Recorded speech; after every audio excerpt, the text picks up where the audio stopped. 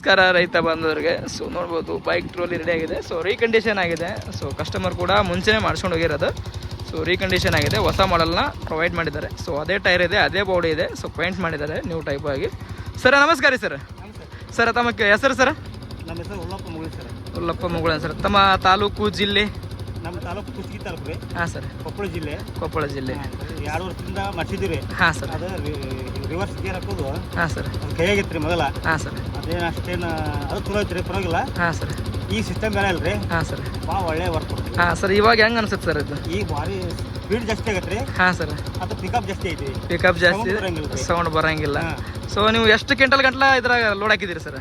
ಫಸ್ಟ್ಗೆ ರೀ ಅವ್ರ ಗಾಡಿ ಮಾಲಕ್ ಹೇಳಿದ್ರಿ 5 ಕ್ವಿಂಟಲ್ ಹೇಳಿದ್ರಿ. ಹಾಂ ಸರ್. ನಾನು 8 ಕ್ವಿಂಟಲ್ 9 ಕ್ವಿಂಟಲ್ ಹಾಕೀನಿ ರೀ. ಹಾಂ ಸರ್. ಸುಮ್ಮನೆ ಕಿತ್ಕೊಂಡ್ಬರ್ತೈತೆ ರೀ. 8 ಕ್ವಿಂಟಲ್ 9 ಕ್ವಿಂಟಲ್ ಸರ್. ನೀವು ಹೊಲ್ದಾಗ ಯೂಸ್ ಮಾಡ್ತಿರೋ ಏನು ರೋಡ್ನಾಗ? ರೋಡ್ನಾಗ ಯೂಸ್ ಮಾಡ್ತೀವಿ. ರೋಡ್ ಮ್ಯಾಗ ಯೂಸ್ ಮಾಡ್ತೀರಿ. 4-5 ಕ್ವಿಂಟಲ್ ನಾವು ಸೊಪ್ಪು ಇರ್ತೀವಿ.